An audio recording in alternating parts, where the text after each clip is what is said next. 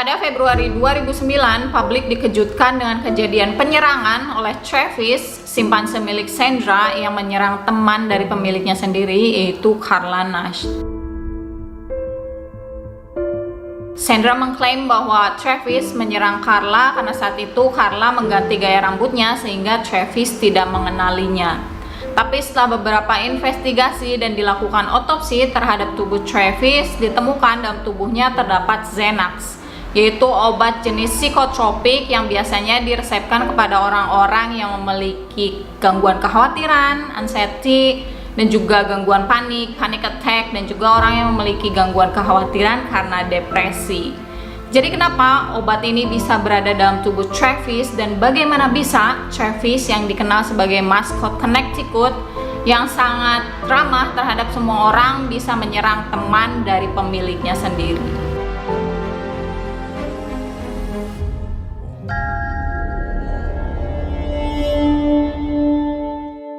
Untuk memahami bagaimana 14 tahun kehidupan Travis ini, simpanse ini, mari kita tarik kembali ke tahun 1995 di bulan Oktober saat pertama kali Travis diadopsi oleh Sandra dan juga suaminya Jerome Harold. Travis diadopsi saat usianya baru 3 hari. Jadi dia direnggut dari ibunya Suzy yang saat itu dimiliki oleh Mike dan Connie.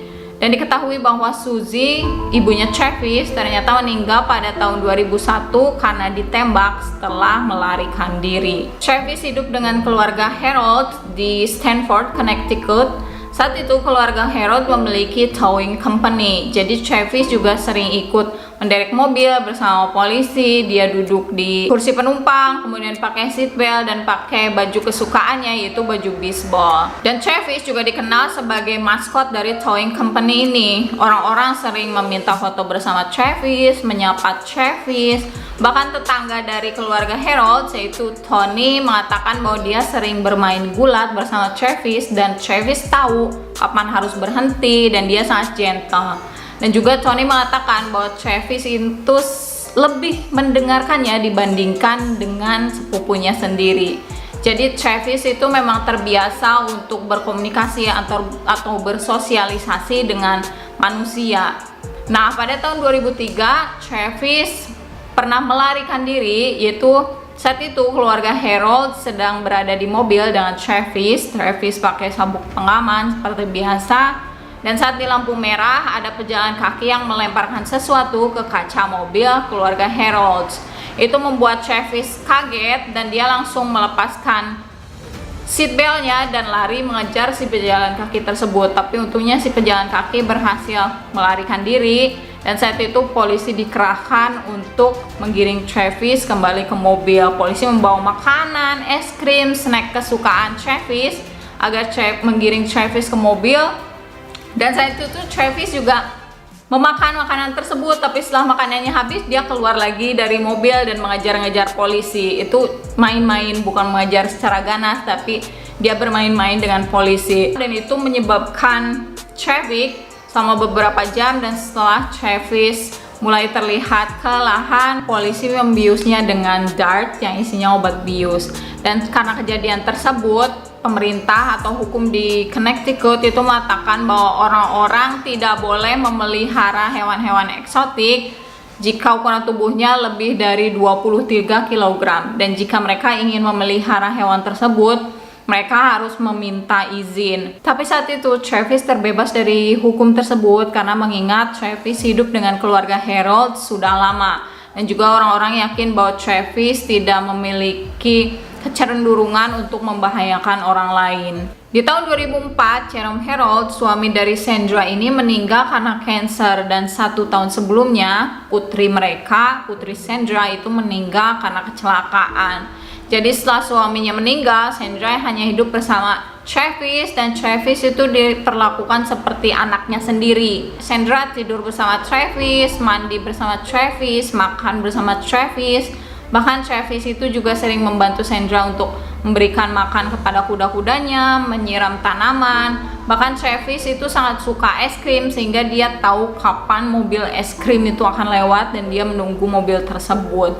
Dan juga dikatakan bahwa Travis itu sering meminum wine dari gelas wine-nya Sandra. Dan karena kecerdasannya ini, Travis sempat membintangi sejumlah iklan dan juga acara televisi. Tapi sayangnya aku nggak dapet klipnya. Tapi ini ada klip dari saudaranya Travis yang dibeli oleh orang lain. Jadi ayah dan ibu Travis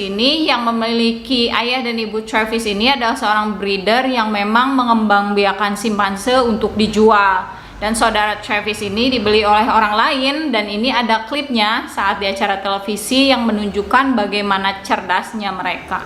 This isn't just any chimpanzee, he's the brother of Travis. This chimpanzee's name is Kramer. He and Travis come from the same father. Kramer lives inside the house with another one of Travis's brothers named Connor. Risotto spent $85,000 to buy the two chimps when they were just babies. She got them from the same breeder who sold Travis to the woman in Connecticut. And you're not going to believe this. The chimps spend their days like most human toddlers their age. From the unique soil and microclimate. There's story time, snack time, and plenty of playtime. Just want to give them things to do because they get really bored. And check this out. At bedtime, the chimps actually put on their own diapers and PJs and head into their comfy bedroom, complete with satellite TV. Pada hari kejadian, Februari 2009, dikatakan saat itu Travis itu bertindak seperti hewan liar yang buas. Travis melakukan beberapa kekacauan, jadi tidak bertindak seperti biasanya yang dia sangat pintar dan bisa bersosialisasi dengan orang-orang.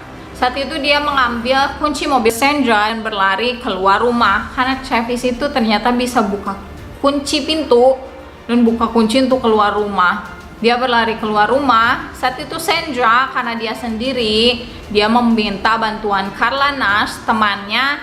Itu lebih ke Carla Nash adalah pekerja di towing company-nya. Dia adalah operator di towing company milik Harold tersebut. Sandra menelpon Nash untuk meminta bantuan menggiring Travis kembali ke dalam rumah. Dan begitu Carla Nash datang, kejadian tragis itu terjadi di mana Travis menyerang Carla dengan membabi buta. Untuk detail kejadian penyerangannya sampai dengan sidang-sidang dan apa yang terjadi setelahnya dengan Nash dan juga dengan Sandra dan juga dengan Travis, aku akan buat di video lainnya karena itu trigger warning, banyak audio-audio yang menyeramkan dan juga foto-foto yang menyeramkan. Jadi aku bikin di video terpisah. Jadi kalau kalian sanggup untuk melihatnya silahkan tonton. Kalau enggak cukup sampai di sini. Oh, dan aku upload videonya besok di jam yang sama. Jadi jangan kemana-mana. Dan jangan lupa subscribe, like, and share video ini ke teman-teman kalian. Dan jangan lupa komen. Oke, sampai ketemu di video selanjutnya besok. Bye.